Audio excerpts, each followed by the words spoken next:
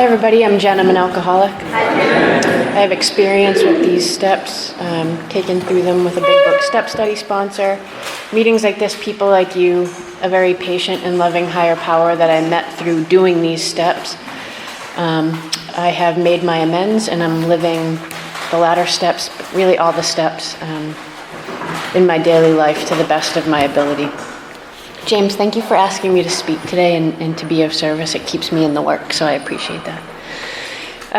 Came to believe. So when I finally came into the halls of AA, alcohol had been the great persuader for me. I'd tried everything to quit, and my story is not unique. I had tried everything to quit drinking on my own, and just had not been successful. And I mean, I tried elaborate things. I tried things that they talk about in the book, right? Switching from whiskey to wine, drinking only organic wines. Looking back, right? Of course, none of that's gonna work. But I had tried everything. Hiding it in the back of the freezer, behind the frozen peas, and nothing worked. I had a period of sobriety for 89 days on my own. And for every single one of those 89 days, I fought the urge to drink. It was a fight, a daily fight. I was white knuckling it, and for years and years and years, for decades, alcohol had been my solution until it enslaved me. So I removed alcohol from my life, and I had no solution. And so I was just self-will run riot, and just had no skills to deal with, life on a daily basis. Nothing. I had nothing to deal with life and to deal with Jen. And I didn't understand that I was trying to be the director and the actor and the stage manager and the lighting person and the sound person of my own show. I didn't understand that. I thought that's what we were supposed to do. Isn't that what adults do?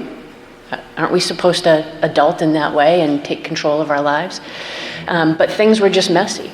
And so I had no defense at all against that first drink. None. So day 90, I picked up and picked up hard. I was off and running. That was my last stint of drinking before coming into AA.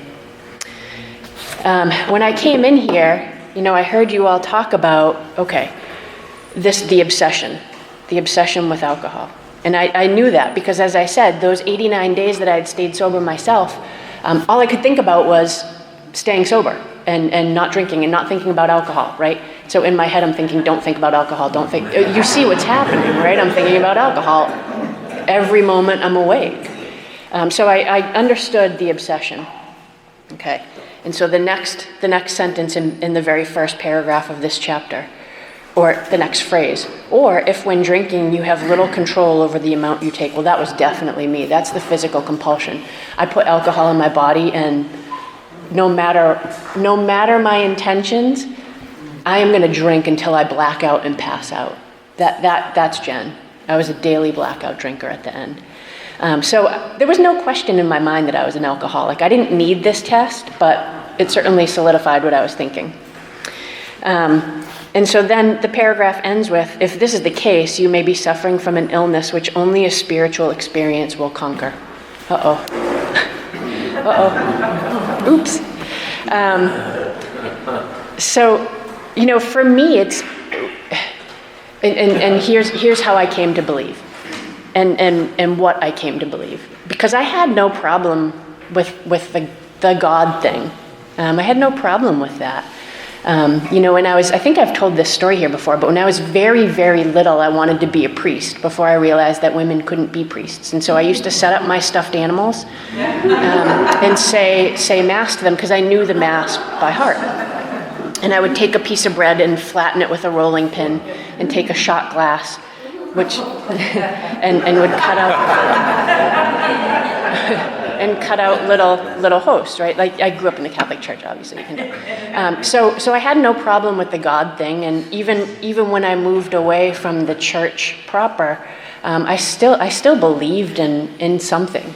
There was look at this. There's too much for us to be a coincidence, for this to be a coincidence. That's my thinking, anyways. The thing is that I hear this a lot, so I'm going to unpack it a little bit for like my own situation.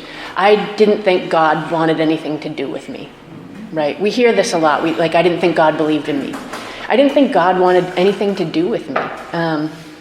And there were some experiences in my life that led me to believe that this was true.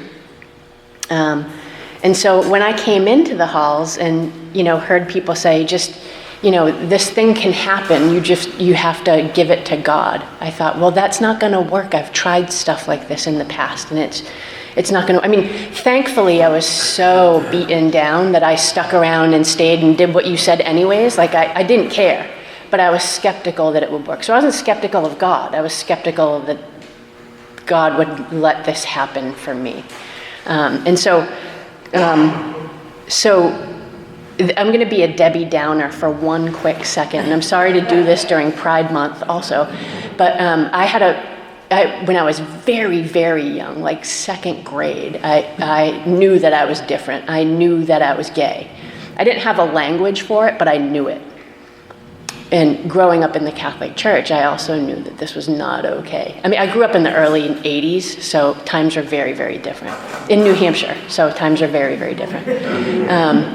And so I was like, oh God, I'm going to go to hell. This is why I'm going to hell. And so every night, and here's the Debbie Downer, sorry. Every night I would pray, God, please change me.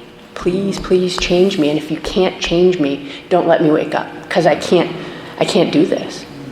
And that didn't work, obviously, right? So now, of course, when I came into AA, I was 40. And so I had perspective on those prayers from second, third, fourth grade. I had perspective that, of course that didn't work, and I'm okay as I am. I'm enough. But I still had that lingering doubt that I just wasn't worth it. That God had better things to do than deal with me. And so, but again, I did it. I did it because I was desperate. A day of sobriety became 2 days, became a week. And that was a friggin' miracle for me. That was a miracle for me. And then the real miracle happened. At some point in my early sobriety, it was within the first couple of months, I was, saying my prayers at night and reviewing my day. And I realized that I hadn't thought about drinking, and I hadn't thought about staying away from a drink for a couple days. Hadn't even thought about it. And to have that obsession removed, that hadn't happened since before my 20s. I hadn't had a couple days like that. And it was a God bomb for me. It was one of those, wow, this might work. And that was the beginning of my coming to believe. When we go on in this chapter and read the bedevilments, were we having trouble with personal relationships? Check. Can't control our emotional natures? Holy cow, check.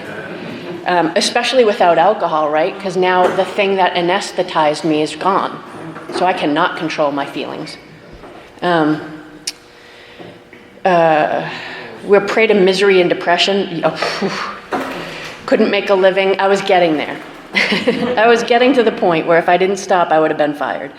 Unhappy, couldn't seem to be of real help to other people. All these bedevilments were happening in my life. And why I read this paragraph is because as soon as I realized that God had removed the obsession from me, I started to understand the second part of step 2, which I know is next week, but I need to touch on it real quick.